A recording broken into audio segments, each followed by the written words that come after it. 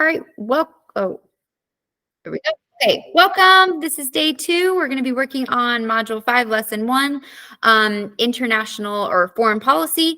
Yesterday, we started the notebook. We did 1, 2, and 3, and kind of understanding how we went from isolation policy to more reactive policy, and seeing how after World War I, World War II, how badly those situations got. And now transitioning since World War II, kind of going into the Cold War, we've taken more of a proactive approach. So whether that's military, finance, humanitarian aid, diplomatic negotiations, trade embargoes. So we've done different things. So we'll watch this quick video on how our foreign policy has adjusted and changed, and we'll keep working our way through the notebook.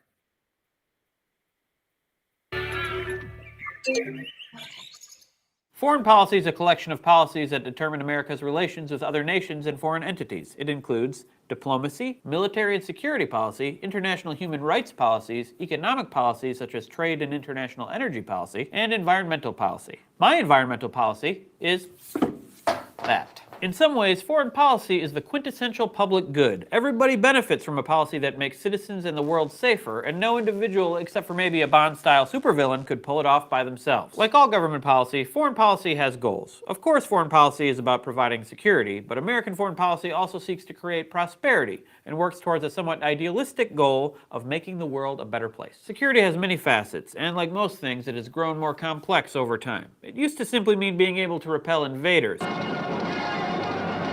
No, not the Mongols, more like the British. Now, however, in addition to physical security, foreign policy encompasses transportation, energy, cybersecurity, and food security. So we can see how foreign policy and economic policy are closely related. And of course, we can't forget terrorism. I can't resist a little history here, especially since this is the last episode of the series. From the beginning, starting with George Washington, in terms of physical security, the US has been pretty isolationist, although Canadians and Mexicans would probably disagree. George Washington urged the US to avoid foreign entanglements, and we basically did right up until World Wars I and II, when threats to the international order were seen as detrimental to American security, even though there wasn't much danger of the Germans invading the US. After World War II, the advent of long-range bombers and then ICBMs meant that there was a threat to Americans in America, and security policy developed into one of deterrence, which meant building up enough military strength to discourage potential enemies, pronounced Soviet Union, from attacking us. Deterrence was expensive and required a large arsenal of dangerous weapons and a willingness to fight, which the US did in Korea and Vietnam. We still maintain an enormous nuclear arsenal, but nowadays, different security threats mean deterrence is less important. It's not clear that a gigantic nuclear threat has much effect on terrorists, and since 2001, America has pursued a global war on terror that, as we saw in Iraq, includes the doctrine of preemptive war to forestall potential threats. Although military force may be the most visible form of US foreign policy, it might not be the most useful. For one thing, it's generally seen as a last resort, which I'd say is a good thing.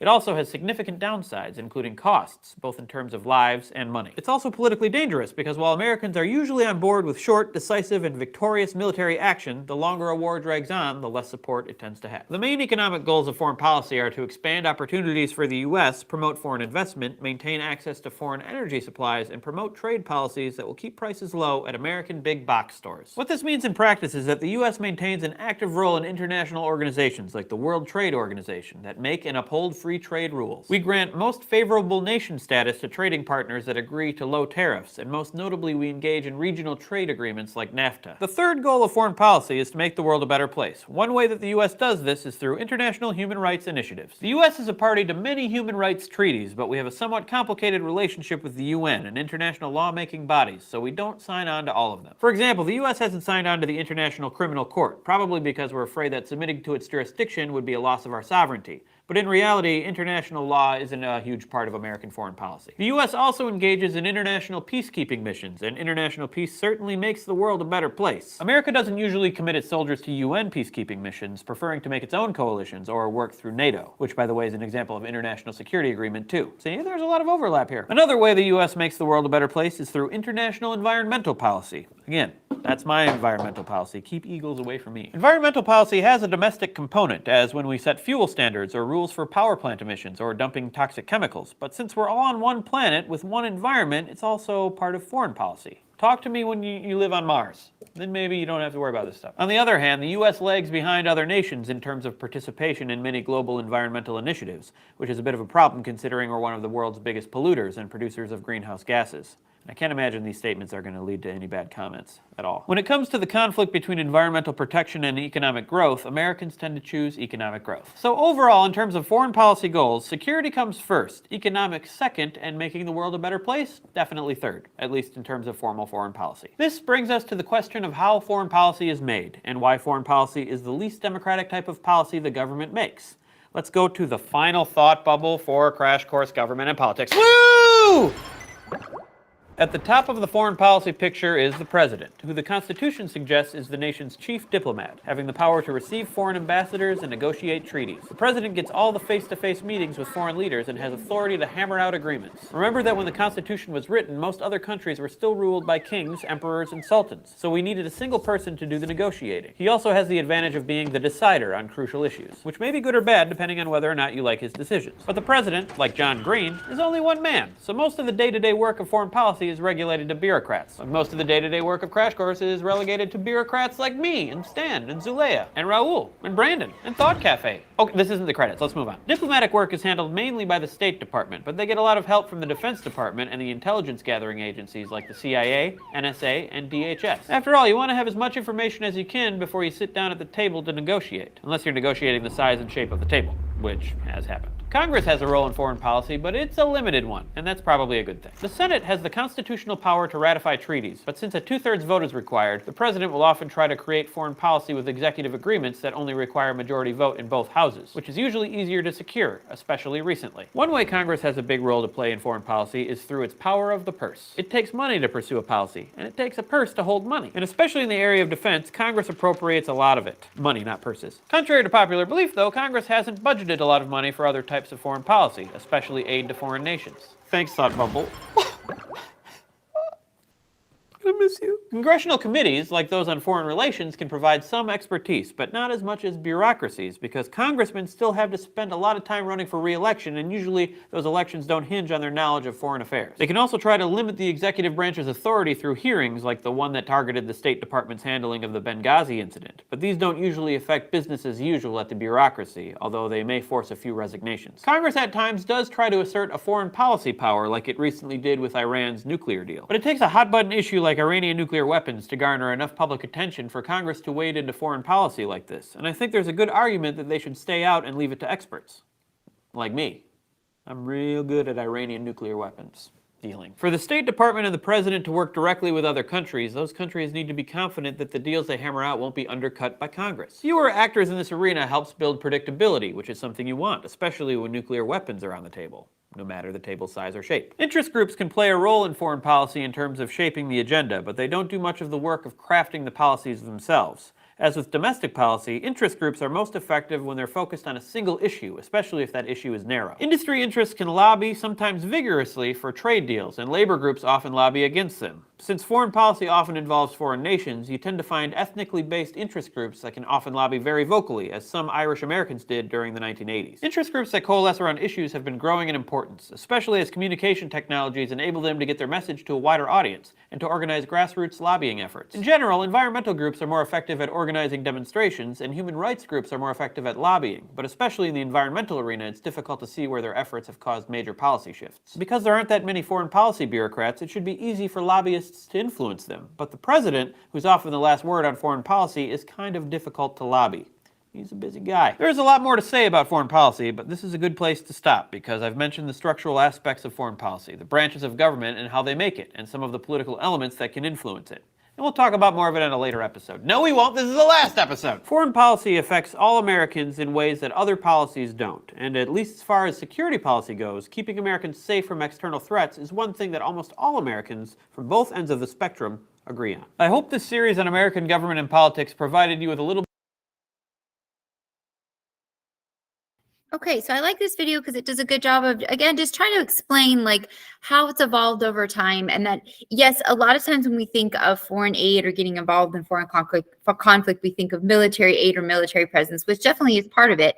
But there's actually oftentimes a lot of other things we do that aren't as costly, or at least not putting lives on the line, and stuff that we can do. Sometimes they're costly as far as money goes, but there are many strategies when getting involved in foreign policy. Okay, so let's go over to Canvas.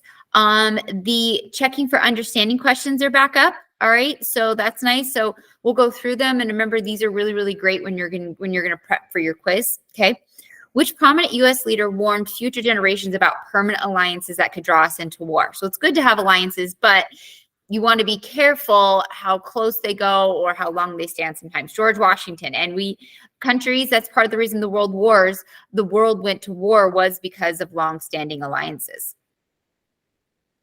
President James Monroe asserted all the following regarding foreign policy except, okay, and that was European powers must not trade with countries in the Americas other than the United States. So James Monroe said America would not meddle in European internal politics. European power must not meddle in American politics, and that European countries must not establish colonies in the Americas anymore. The president's role in foreign policy includes all the following except. So we talked about this when we did the executive branch, okay?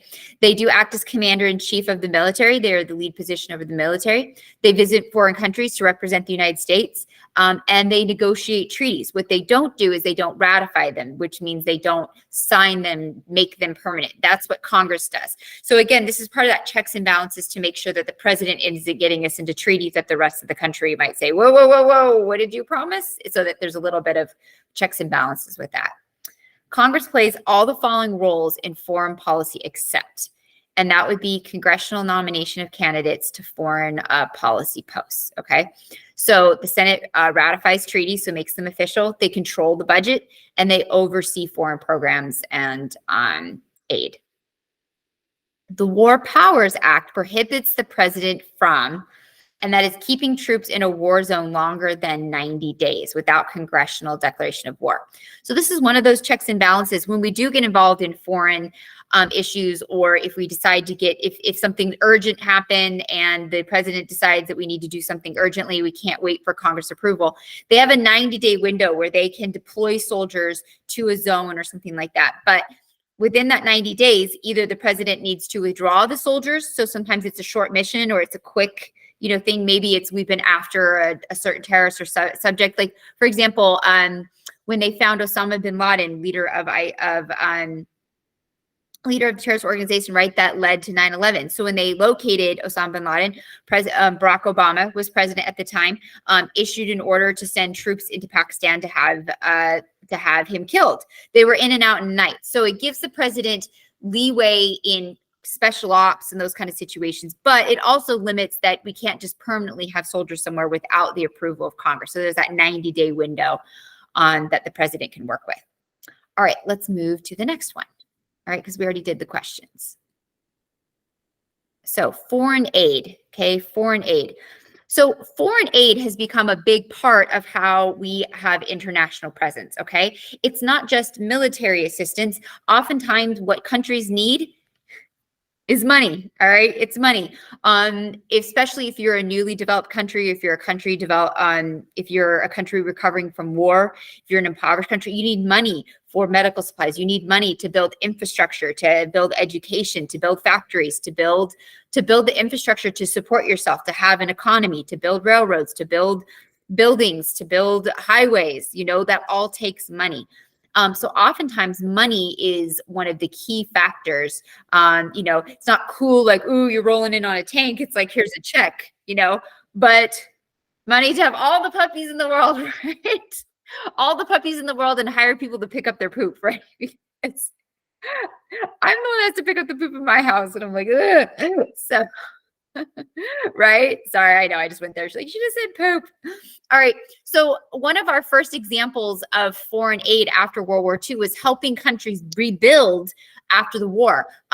So a lot of Europe, parts of the Middle East, a lot of Asia was just destroyed from the war. And so a lot of what they needed was money.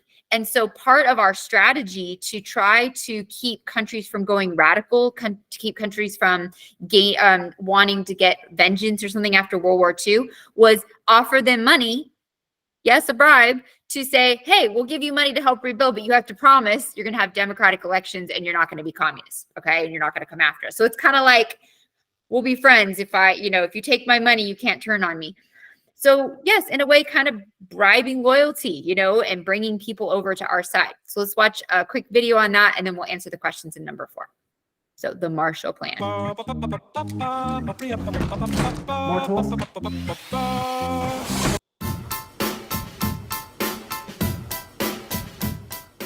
Hey guys, welcome to Hip Hughes History. We're hitting you up with a little bit of Cold War vocabulary. Why don't we bang out the Marshall Plan? Because guess what? It's gonna be on the test. So ding dong, go get the door, learn it. All right, let's start with what it is. Secretary of State George Marshall proposes the Marshall Plan. It'll be called the European Recovery Program in June of 1947 in a speech at Harvard University. And what he's arguing for, which will eventually be $13 billion of financial aid to Europe, to bail them out and to rebuild their economies, to rebuild their currency, and to really foster open and free trade between America and Europe, because we see this not only as beneficial for them, but more importantly, beneficial for us. But really, there's a secret, sinister motive. What could it be?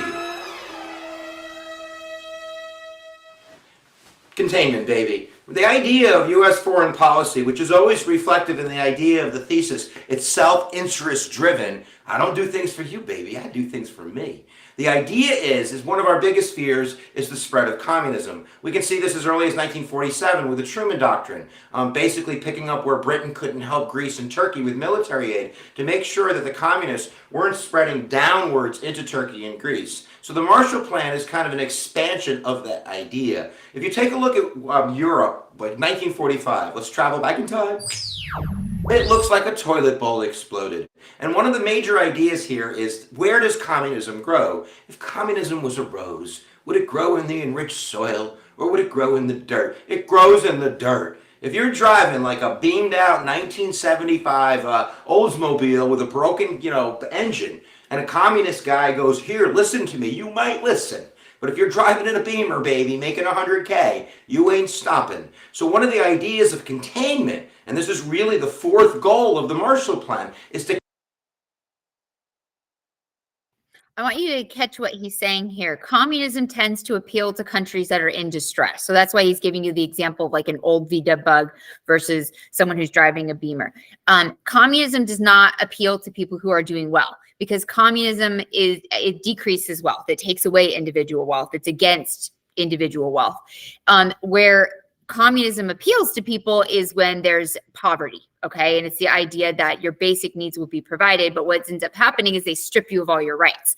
And then you become basically enslaved to the government, okay? You have no rights. You give up all your freedoms. So that's why he's saying after war, countries are very susceptible. They're very vulnerable, right? Everything's destroyed. And so everything's destroyed. So you're very vulnerable. Okay. So if somebody comes along and says communism can help you have your basics. Well, if you don't even have a house, you don't have a job, that sounds great. But if your goal is to have a good quality of life, communism won't get there. You see what I mean? You might feed and have a shelter, but you're never going to have a good quality of life. So it can be easy to sell out in the short term and miss the long-term consequences of it. So that's what he's hitting at. So trying to basically bribe countries, don't turn to communism. It's not worth it. Even though it looks appealing in the short term, the long-term consequences are you have no freedoms and you have no ability for upward mobility. To contain communism, because once we spread that money into industry, 60% of the money had to be spent on industry, then we get those jobs back and we get infrastructure built and highways and yada yada yada, schools, playgrounds, that communism isn't going to be attracted to those peoples in Western Europe. Now, if we take a look at the countries that accepted the money, you're going to notice a couple missing players. Let's read the list. We have Austria, Belgium, Denmark, France, West Germany, Greece, Iceland, Ireland, Italy, Netherlands, Norway, Belgium, Sweden, Switzerland, and Turkey and the United Kingdom. So what that list doesn't include is it doesn't include any Eastern Bloc nations. Remember, after Yalta, we really have a Soviet sphere of influence in Eastern Europe, Poland, Czechoslovakia, Hungary. So these countries aren't accepting the Marshall Plan money under direct orders from Stalin. Marshall even met with Stalin and offered the package or the aid, but Stalin didn't want any conditions on the credit or the money being offered and totally rejected and actively really tried to slow down the negotiations in order to stop the Marshall Plan, but that didn't work. In fact, the Soviet Soviets offered their own plan called the Molotov Plan, which included subsidies and trade routes with the Soviet Union. And many of those Eastern Bloc countries, of course, accepted that. And really, the Marshall Plan is really creating the atmosphere for NATO and the Warsaw Pact to set up camps. It's one of the very early episodes of containment and Cold War history.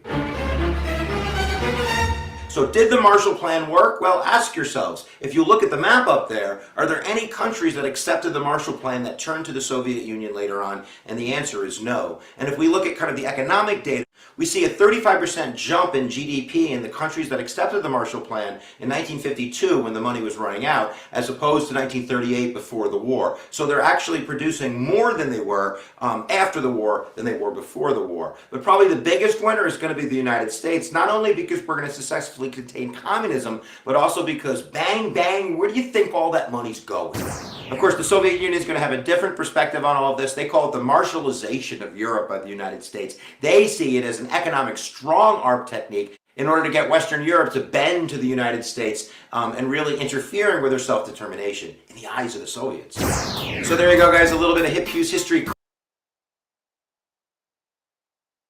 So again, things can be in the eyes of the beholder. Obviously, Soviet Union, Russia is not going to like our plan. We're not going to like Russia's plan.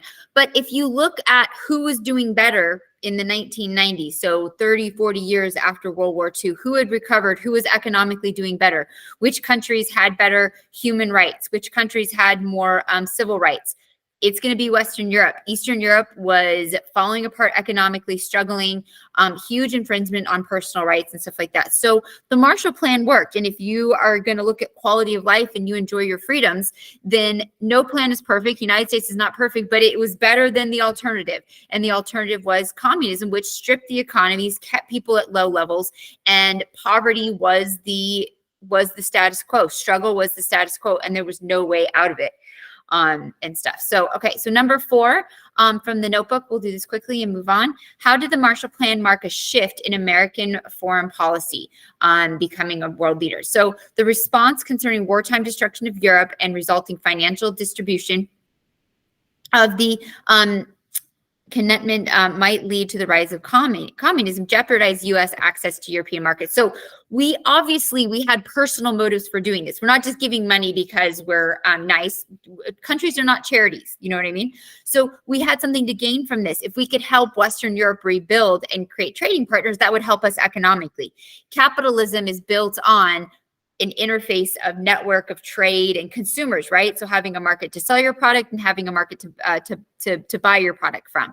So having good trade partners, so we benefit if Europe rebuilds. 1, because we get interest on the loans we've given them, and 2, then we get to negotiate those trades. So it's good for our country and also set up more successful countries. So Western Europe recovered much better than Eastern Europe. So pretty simple choice to make there. All right. Let's take a look at the checking for understanding questions. There's quite a few this lesson. The primary goal of the Marshall Plan was to use foreign aid to help rebuild Europe after World War II, thus preventing European nations from going to communism. So it was a way of fighting communism without actually having to fight. So it's, let's stop the spread of communism, but instead of actually going to war to stop the spread of communism, let's do it economically. Let's incentivize countries. Humanitarian aid traditionally marks up what portion of U.S. foreign aid, and that's about 10%. So 10% of our foreign aid is humanitarian aid. So food, water, medical supplies, things like that. Okay. Whom or what does the Marshall Plan blame for the economic problems in Europe and Austria? The Nazis, which was led by Hitler, like the political party led by Hitler, who overtook Germany during World War II, or prior to World War II and during World War II, their politics and behavior. And then reading from this excerpt, which country does Marshall propose assisting in Europe? And that's any country that is willing to try to rebuild. So the one key with accepting money from the Marshall Plan, so a loan from us and stuff, was you can't turn to communism, okay? It's stuff. So there were some stipulations. So you had to trade with us and you couldn't turn communist. And a lot of countries did. Eastern countries went more toward the Soviet Union, and that's where we kind of have this block. And that block really was in place until 1991 with the end of the Soviet Union, which collapsed. And again, because a lot of Eastern Europe was struggling so badly because of the effects of communism. Communism on paper is one of those things, it sounds so good on paper. You read Karl Marx's arguments, it's if he can pull you in. But the reality is sometimes an idea doesn't actually come to fruition. And communism, being a single party, just turns into a single party dictatorship. That's why it never works. And if you look at every example of it, past and present, it is destructive and those countries struggle. All right, so military presence. So our international presence, our foreign policy definitely changed with financial aid. So money-wise, but also militarily, okay? Our military presence over time has changed. So when we'll get involved, it doesn't take as much for us to get involved as it used to. Like I said, we used to avoid war at all costs unless it was knocking on the door, banging on the door. Now we're much quicker to get involved in warfare, especially if we think that we can economically or militarily gain from it, okay? So let's take a look at, I have a short video and it does a good job of talking about our military presence. And it kind of pushes or it helps you understand the shift that we went through, especially after 9/11 in 2001. It's stuff with the attacks on the World Trade Centers and the Pentagon, taking a more preemptive where we see the threat. And so taking it out before it can actually strike us was a shift in our foreign policy with the terrorist attacks of 9/11. We'll begin with two quotations. There's lots of partial quotations to follow, and if I can remember to do it, I'm going to try to signal when it's a quoted text. First, from President John Kennedy speaking at American University, June 1963, the United States, as the world knows, will never start a war. Speaking almost 20 years later, President Ronald Reagan concurred. The defense policy of the United States is based on a simple premise. The United States does not start fights. We will never be an aggressor. Now, given such authoritative assurances, how then can we explain the George W. Bush's administration's promulgation of a doctrine of preventive war in the first year of the 21st century? The simple answer, of course, is that 9/11 changed everything. All bets were off. So too were the gloves. In order to prevent another 9/11, the United States had no choice but to go permanently on the offensive. And with the Bush Doctrine, Washington granted itself the authority to do just that. End of story. But the truth is more complicated. In fact, the Bush Doctrine possesses a considerable provenance. Its gestation period coincides with the age of overkill, the years when authorities in Washington made nuclear striking capacity the cornerstone of U.S. national security policy, and then more or less as an afterthought assessed the implications of having done so. Wrestling with those implications gave birth to a new tradition of strategic thought.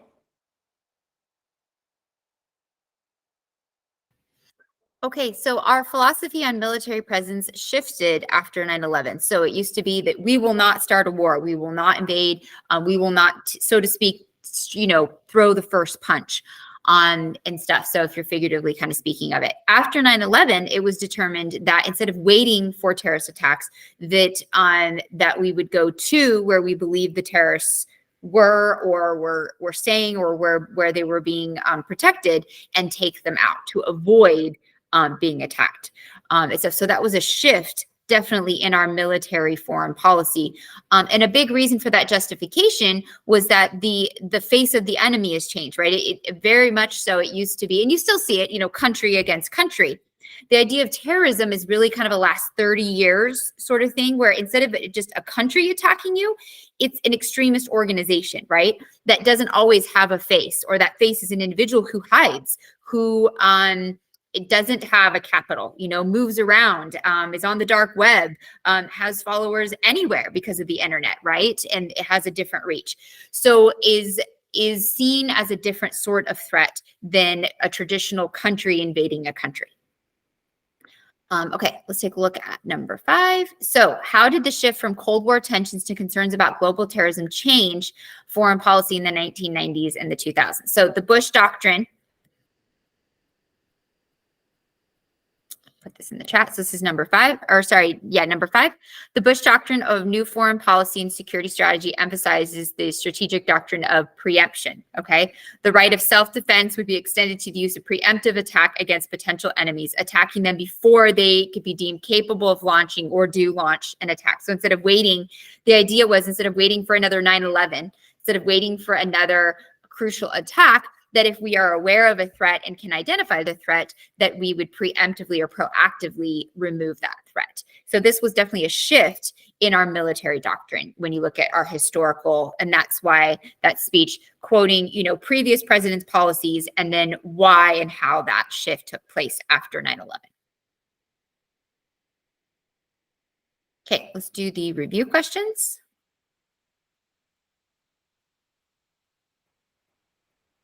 So the PAL doctrine includes all the following requirements for military intervention except. So full commitment from the government for victory, clear military and political objectives, meaning why are we doing this? What's the goal or what are we trying to achieve? And a clear national security interest at stake. So there has to be a presence of some kind of national threat or identify, you can't just invade because we don't like somebody. There has to be a specific threat that's identified and can be substantiated as to why. The one thing that is not in that is a formal declaration of war. So that's why sometimes presidents can and do warrant or approve on, a special ops group or something like that. So sometimes it's not full out war. Sometimes it's just a special mission or special ops group that will go in and do something. And so it could be short term. It could be a day. It could be a couple weeks. Full declaration of war has to be over after 90 days, right? So there's some guidelines around that. The Bush Doctrine developed during the War on Terror included this departure from the PAL doctrine. Okay, so the departure meaning kind of new or what made it different, and that was the United States was justified in launching a preemptive attack. So you could kind of see that as I'm going to hit first before you hit me, okay? Instead of waiting to be hit and then hitting back, is launching a preemptive attack on terrorist organizations such as rogue states. So again, kind of redefining, and so part of the reason that we see a shift in this policy was obviously because of what happened to us, but also identifying that there's a new kind of threat, that yes, countries can be a threat, so that traditional threat is still there, but the new kind of more modern type of threat is more these extremist organizations, terrorist organizations, and not always necessarily a country. And terrorist organizations can have many different cells or different locations, right? So it's harder to identify the threat or to take out the threat.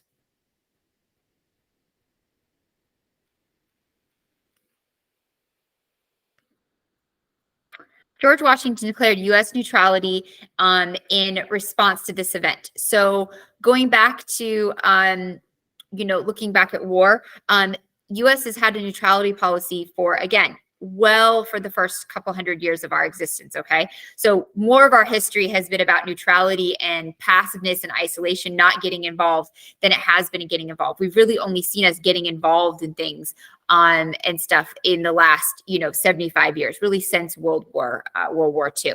So an example of us being passive and refusing to get involved was when war broke out between Great Britain and France.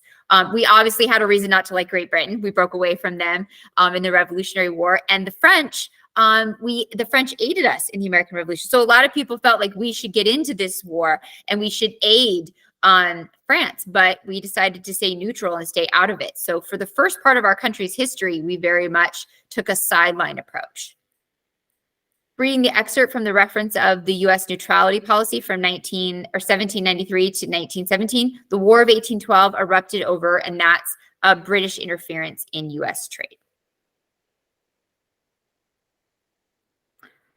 All right, we're going to go on to number 6. We're making good time. I just got to keep hustling, though.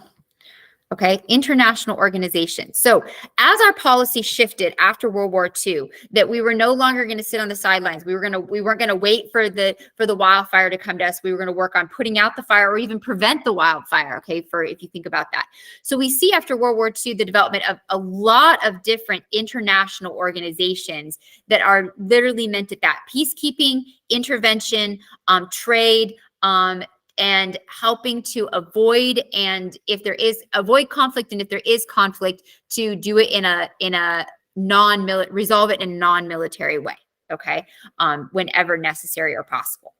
So this is where we are going to try a Nearpod. All right, we'll do it quickly. We won't do all of it, but this is where I'm going to need some participation, and we'll go through them pretty quickly and stuff, but just kind of do an overview of some of these common world organizations. And a lot of these will probably ring a bell that you've heard of before. Okay. And then open for me. Okay. Launch it.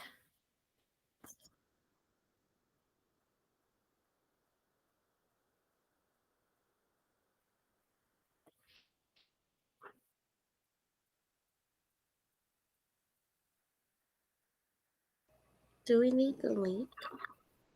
Yes, so the link should be, let me copy it. Sorry.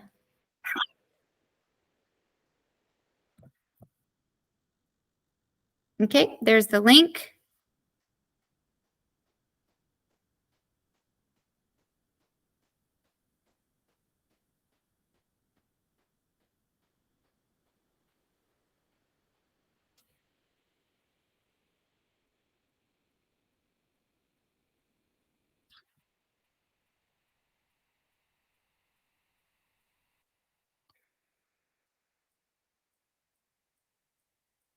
All right, please join. The link is in the chat.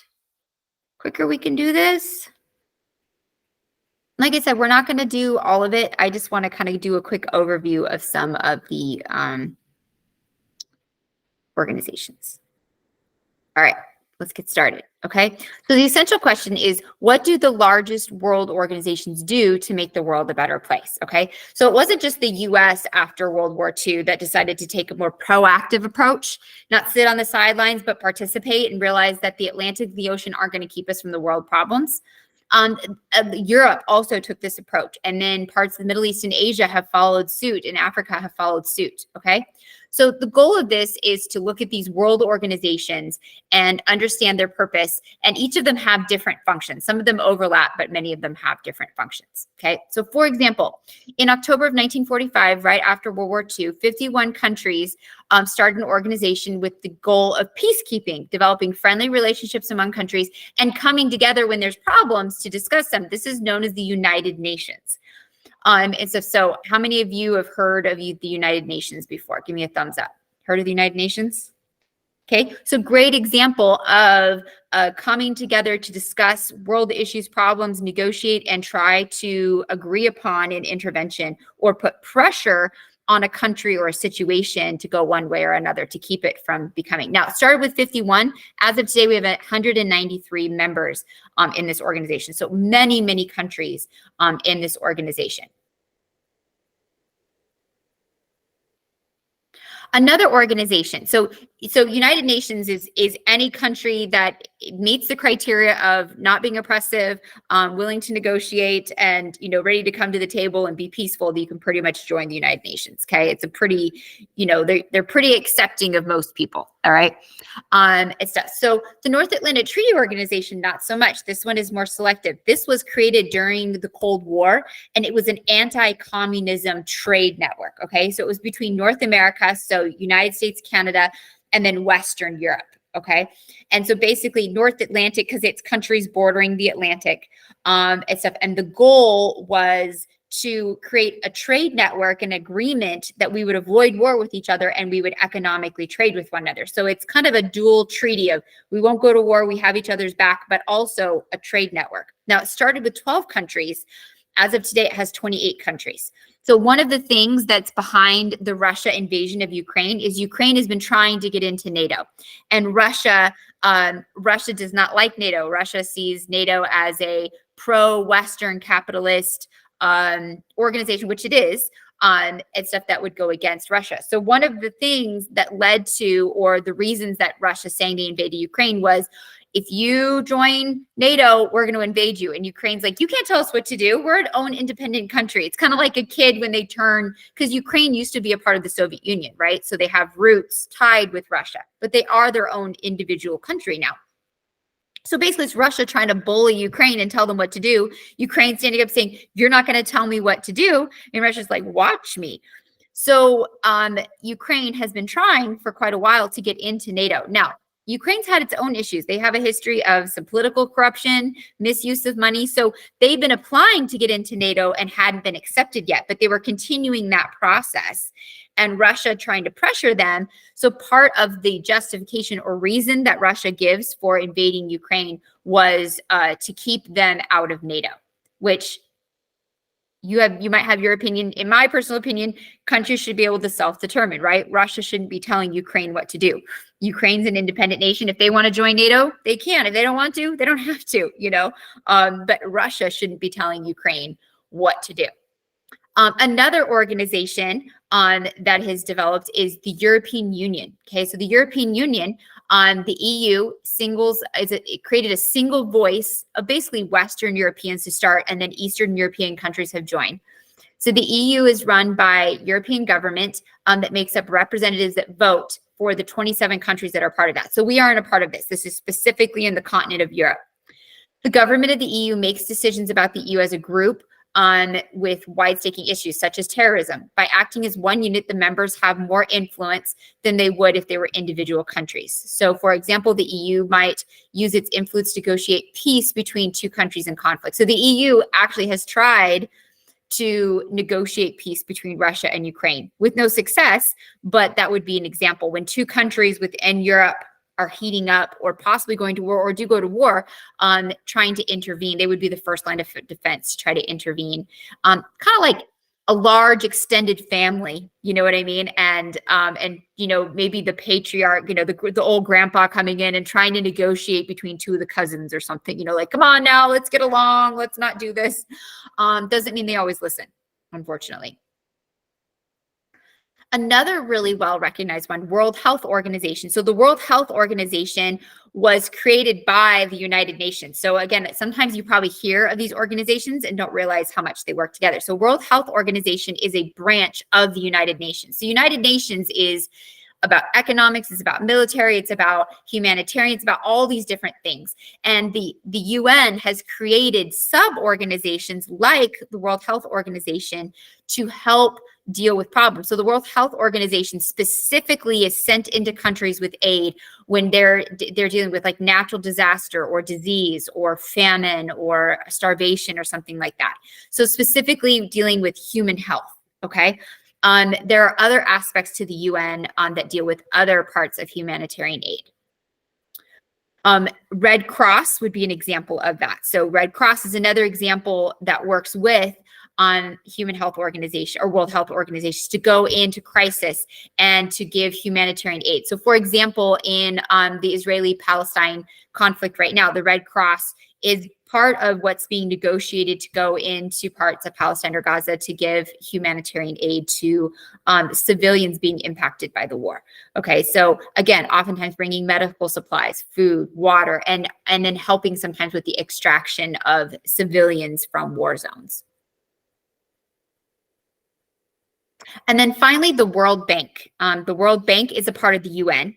So also a part of the UN. And again, sometimes countries need money. Sometimes what's going to help you? I need a check. I need a check. So the World Bank is another way to help low income or struggling countries rebuild. So this could be, again, maybe after they've overthrown a dictator. So rebuilding a more democratic society, maybe a country that's experienced natural disaster, and stuff. So I know they've been sent in, like a lot of my husband's extended family lives in the Philippines. So a few years ago, they had a really horrible tsunami come through, tons of damage. So World Bank helped give a loan and helps those rural areas to rebuild. So they do this in a lot of different cases where countries either after war, from poverty, a dictatorship, or natural disaster are trying to rebuild.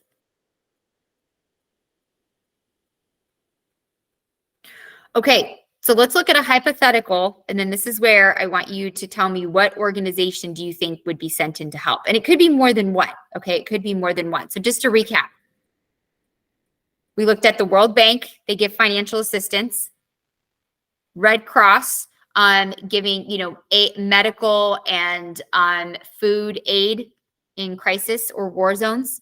World Health Organization, so they come in, especially with disease or impoverished healthcare areas. So we saw a lot of World Health Organization, like throughout Africa with the AIDS epidemic and things like in the 90s and stuff like that. That's just one example.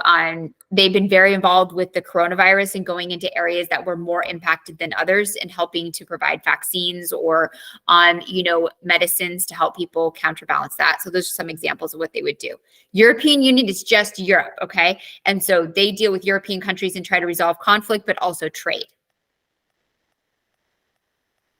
North Atlantic Treaty Organization. Oh, where did NATO go?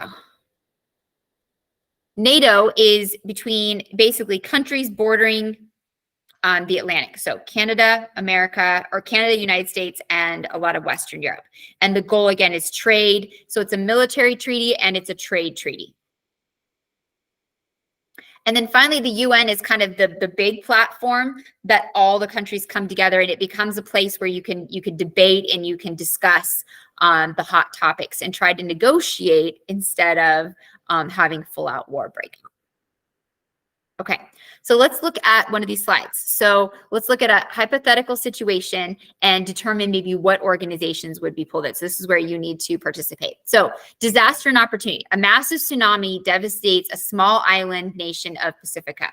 Knocked out power, destroying hospitals, schools. The nearby island nation of Pundaria has sent relief troops to help, but there are reports that these troops simply are looting the island. What's worse is flooding is increasing the mosquito population, and now malaria is breaking out. Who do we call? So who do we call? So a neighboring island is coming over to help, and really they're just taking advantage of the situation. Okay, so we might need Red Cross, right? So what would the Red Cross help with? Yes, this is good. What would Red Cross help with? This is where you participate, or we're going to do 8 and 9 quickly, because we still got to do the primary source. Okay, what kind of aid? Yeah, health and sickness. So they would help with the malaria part, right? So they would help with maybe clean water, medications, because medications can be taken to counterbalance or prevent malaria, right? And stuff. So clean water, maybe coming in to actually get rid of the mosquitoes, so some kind of intervention to get rid of the bugs. So an all around kind of, impact of that. So that's one of the crises. Who else could be called in though? You have a neighboring island that's coming and plundering with troops. What organization could you call to potentially send military aid? Anybody? So this is a Pacific island, so it wouldn't be the North Atlantic Treaty Organization because this was in the Pacific. So yeah, so NATO is, if it was in the Atlantic, then maybe. But yeah, it's in the Pacific. Yes, the UN. So in this case, if you want military intervention, it would be calling upon the UN to send in a universal troop force. So basically what happens, countries donate or offer up soldiers to go in and help in humanitarian military situations where, sometimes somebody has to carry a gun to get people to listen. And this might be one of them, right? Why would looters listen to just a simple person coming up? Let's talk about this. If they're there to loot, I don't think they want to talk, right? So we need some military presence to try to put pressure to remove the looters, right? To restore order back to the island. I'm not promoting gun violence. You guys understand what I'm saying though sometimes, like if someone's there with guns looting, sometimes you need some soldiers, you know what I mean? It's, let's just sit down and talk about it. It's not going to cut it, that you got to fight fire with fire a little bit. You understand what I'm saying? Good. Is there any other organization we could call in? Hospitals and schools were destroyed. Power is out. What do they need? What organization? Yes, the World Bank. Good. They need money. So they need someone to come in and help with the health. So the World Health Organization or Red Cross could help with that. They need some military stability, somebody to come in and kind of like keep everybody else out. So some military presence, which the UN could provide. And then they need money. For lack of a better word, they need money to help rebuild hospitals and things like that, which again, the World Bank could provide that loan and help them with restructuring. Very good. All right. Let me pull up number 6. What role do international organizations have since World War II? The organizations have been built to foster cooperation, maintain peace and security, promote economic development, and address global issues that transcend national boundaries. So, for example, we see countries that are Qatar is one of the countries that is working to negotiate between Palestine and Israel and work with right now, like doing ceasefires to allow humanitarian aid to go in, trying to get hostages released. So you see sometimes we see that the Palestine-Israeli conflict is being discussed at the UN right now. Again, trying to, how can we find a resolve? How can we resolve this? Who needs to be held accountable for what? And so trying to kind of hash that out. It says so we already see international organizations in other countries involved trying to, bring down the tensions or trying to find ways to reduce or to keep it from spreading the conflict between the two nations. So just one example. How do these systems impact American foreign decisions? The United States is a major global player and engages in these organizations to pursue interests, address challenges, and influence that. And so we are a big contributor financially and militarily because we want to have a big say. We want to have a big influence. So in the UN, in the World Bank, in NATO, we definitely have a large presence and want to be heard and therefore kind of carry bigger influence.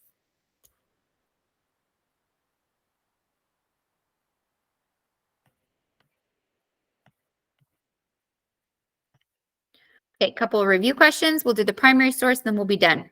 The United Nations was created during this purpose or in this time. So it was during World War II to defeat the Nazis, and then after World War II to keep basically World War III from happening again. Okay, so World War III from happening. So it was created to try to bring an end to the war and get cooperation amongst nations. Say, we got to avoid this. We can't keep going to war. This is insane. We're just literally killing each other.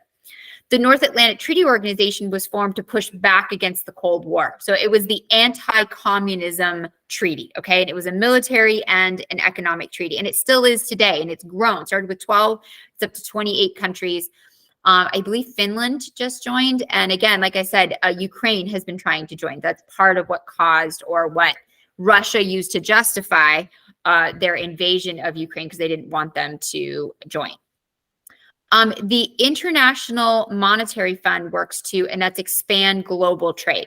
So help nations to negotiate and become a part of trade. If a nation is struggling and poor, one of the best ways to get a nation out of poverty is get them connected to global trade.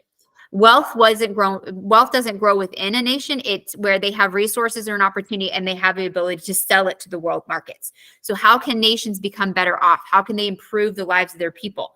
By having some resource, skill, or something that they can provide that the rest of the world needs and sell it to them. You know what I mean? And make money. I mean, that's the name of the game, right? Make money. Violent protests have taken place against the World Trade Organization based initially on perceived problems with the organization. So a lack of concern for environmental impacts on global trade.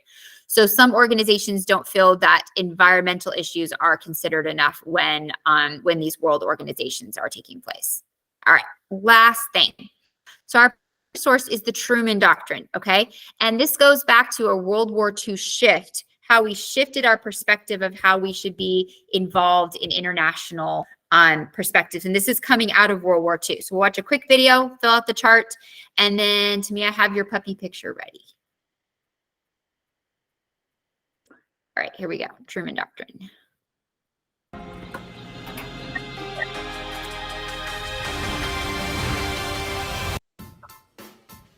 Hey guys, welcome to Hip Hughes History. We're going to take a moment to cover the Truman Doctrine today because it's really important, and many historians consider it the beginning of the Cold War.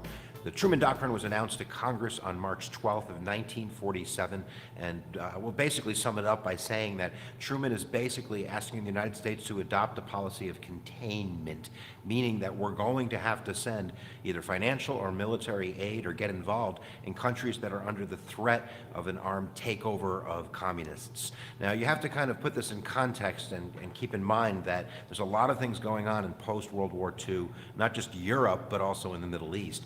The Soviets are not pulling out of Iran like they're supposed to. They're not holding free election in Eastern Europe. There's a lot of mumbo jumbo going on about the borders in Germany and how that's being divided and Soviet influence in East Germany. But in 1947, there's a couple things that are giving the United States a little bit of the ants in the pants. One of them would be in Turkey. And Turkey is a very strategically located nation that's sitting right on the Mediterranean Sea, and the Turkish Straits give access from the Mediterranean Sea to the Black Sea, where the Soviet Union is located. And the Soviet Union would like nothing more than have access to the Mediterranean and also to be able to get influence in Turkey and the Middle East, where there's more oil than you can shake a stick at. So that's number one. And Turkey, their not best friend is Greece. Greece and Turkey don't really get along, but strategically they're both really important. And Greece has a democratic government, but it's being threatened by a rebel group of communists. Now, while the Soviet Union gave, when you want to say, spiritual support to the rebels in Greece, they weren't really giving hardcore financial and military support. That was coming from Tito in Yugoslavia, which is sort of like a satellite state of the Soviet Union, even though Tito, the leader of Yugoslavia, wasn't keen on the Soviets controlling Yugoslavia. But that's neither here nor there. In 1947, before Truman gave this speech, there was a state diplomat named George Kennan that was based in Moscow, who wrote something called the Long Telegram, which basically outlined a strategy for dealing with the Soviet Union. He basically said that the only thing the Soviets understand is force, and that Stalin and the communists and the Soviet Union were inherently bent on expansionism, and any type of soft diplomacy, of cooperation, of talking it out, was just not going to work. So Kennan is arguing that the United States needs to provide at the least financial aid and military aid, if not direct military support for countries that are under the threat of Soviet influence and Soviet takeover. And it really doesn't matter whether or not that country is a huge democracy or not. We're going to find out that later, as the United States is going to give support to regimes which aren't that democratic, like South Vietnam. But Greece is in the midst of a civil war, and if the Soviets take over Greece, Turkey is probably the next step, and if they can get through the Turkish Straits, Greece is probably the next step. So it's in the strategic interest of the United States to do something. So what is this package going to mean? It's not going to be direct military involvement, but rather financial and military aid. First to Greece in the sum of $400 million, and about $100 million that's going to go to the Turks, as well as the FDR aircraft carrier that's really going to put the kibosh on the Soviets' plan to get their foothold in the Middle East and into Greece. So the Truman Doctrine is going to work in Greece and in Turkey a couple of years later with the formation of NATO, a collective security agreement with our allies in Europe. They're going to be really secure because they're going to have the support of everybody in NATO to fight off Soviet influence. We also are going to have the Marshall Plan coming up. There's another video on that, but billions of dollars to Western Europe, again, to contain the influence of the spreading red menace, the Soviet Union. So we hope that you understand the Truman Doctrine and really the beginning of the Cold War and the policy of containment, that there is an out. Okay, so the goal of the Truman Doctrine was, oh, sorry. Oh, did it freeze while I was talking? Yeah, kind of glitched I'm out, sorry. and when you were talking, it wasn't Okay. matching up. And then when you tried to mute yourself, Oh. it unmute, and I thought you did that, but I guess you did not. No. Okay. Well, is it in sync now? Hopefully. Yes. Okay. All right. Sorry about that. All right. Let's do our chart. So the Truman Doctrine, oops. It's a U.S. foreign doctrine to aid countries at war torn apart and try to keep them from turning to communism. So by offering them financial aid to keep them from turning, for lack of a better word, we saw it as to the dark side, to the dark side of the force. There's a Star Wars reference for you. So what concept or unit is this a part of? International relations or international policy?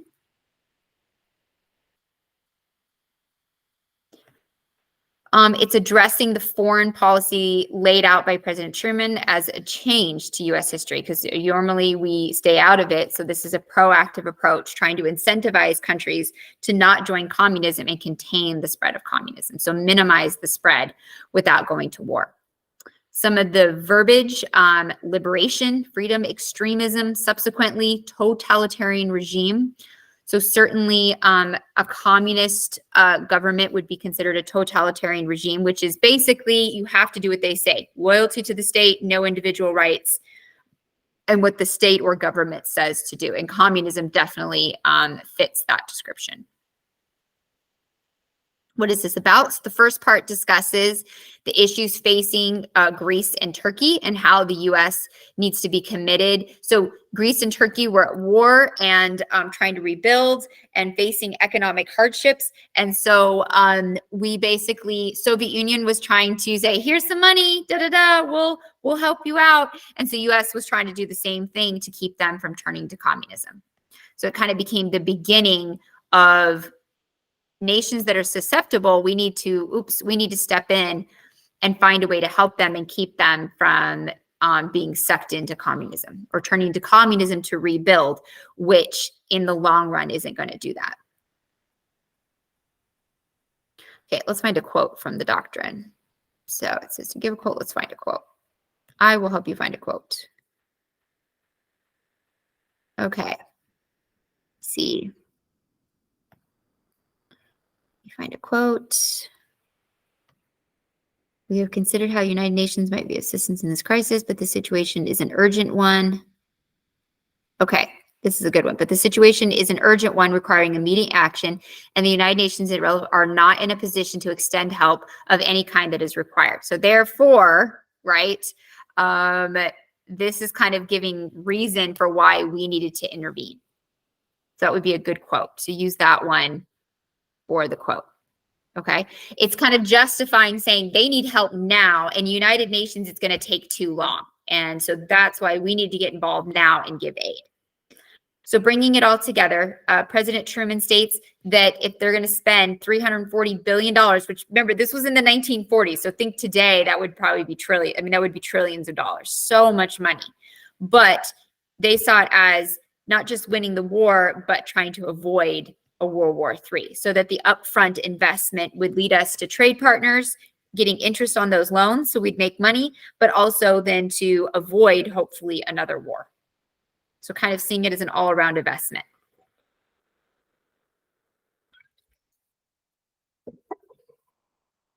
Yay. Okay, let me give you the review sheet, and then we want to see pictures of puppy. All right, so the quiz is 10 questions. Here's the review sheet.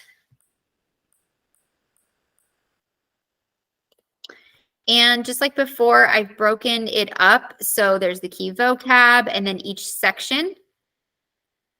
And it kind of goes through and talks about some of those things. I don't have the checking for understanding questions because they literally just put them back up. And so they weren't available last week when I made this. Okay, so you are going to want to still go. Oh, here they are. Here's some of them down here. Okay. So I pulled some from the quiz, but there's still more on the lesson. So make sure that you go and review those from the lesson, okay? Because I didn't have access to the checking for understanding. So I just went and pulled some of the questions that I saw on the test that directly related to each section, okay? So there are some of those multiple choice that you can review down here, but I would still go back because there were a lot of checking for understanding questions and I didn't have access to them last week. They just put them back up this week. And stuff. Okay. So for Monday, let's do Monday. All right. Let's just quickly look. Module 5, Lesson 1 quiz and notebook assignment. Yes. Good. Module 5, Lesson 1. You don't have to do 8 and 9. Thank you for the participation today. So you can just submit it. It should be done. All right. And then the quiz is due. The quiz is due, okay? The civic exam is technically due on Monday, but I am going to give you time on Tuesday. So if you want to wait and take it Tuesday or do some more prep and do it over Thanksgiving and stuff, you have that time, or you could go ahead and just get it out of the way, okay? Tuesday when we meet, it'll just be a study hall and we'll just kind of hang out and, again, let people get caught up on things or take their civics exam, all right? So Yeah, let me stop sharing and let's see the puppy. Go ahead. Took a little longer today than I thought. Sorry, I thought I'd have more time. It's okay. I had so this is Sky. She's Oh, so cute. Is that like harness? yes, that's her harness. Her harness is pink like her. Cute. I love it with the little studs. I love it. Like she is a little eating machine. Oh my gosh, she's a little tank.